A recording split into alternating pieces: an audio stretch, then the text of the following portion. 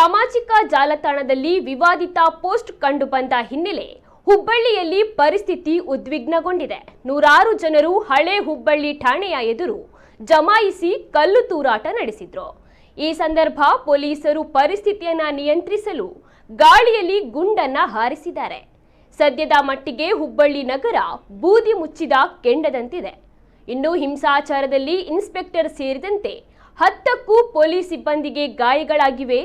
ಕಿಡಿಗೇಡಿಗಳು ಪೊಲೀಸರನ್ನೇ ಗುರಿಯಾಗಿಸಿ ದಾಳಿ ಮಾಡಿದ್ದು, ಈ ವೇಳೆ 10ಕ್ಕೂ ಹೆಚ್ಚು ವಾಹನಗಳು ಕೂಡ ಜಖಮಾಗಿವೆ. ಫೋಟೋವೊಂದನ್ನು ಎಡಿಟ್ ಮಾಡಿ ಧಾರ್ಮಿಕ ಕೇಂದ್ರಕ್ಕೆ ಅವಮಾನ ಉಂಟು ಮಾಡುವಂತೆ ಸಾಮಾಜಿಕ ಜಾಲತಾಣದಲ್ಲಿ ಪೋಸ್ಟ್ ಮಾಡಿದ್ದು ಇದೀಗ ಗಲಭೆಗೆ ಕಾರಣವಾಗಿದೆ.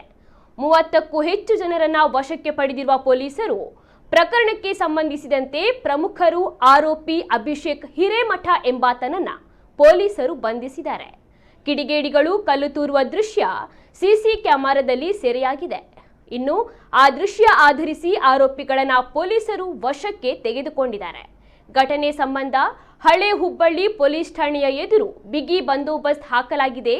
ಹುಬ್ಬಳ್ಳಿ ನಗರದಲ್ಲಿ ಪ್ರಕ್ಷುಬ್ಧ ವಾತಾವರಣ ನೆಲೆಗೊಂಡಿರುವ ಹಿನ್ನೆಲೆಯಲ್ಲಿ 3 ದಿನಗಳ ಕಾಲ 144 ಸೆಕ್ಷನ್ ಅನ್ವಯ ನಿಷೇಧಾಜ್ಞೆ ಜಾರಿಗೊಳಿಸಿ ಪೊಲೀಸ್ ಆಯುಕ್ತ ಲಾಬುರಾಮ್ ಆದೇಶವನ್ನ ಹೊರಡಿಸಿದ್ದಾರೆ.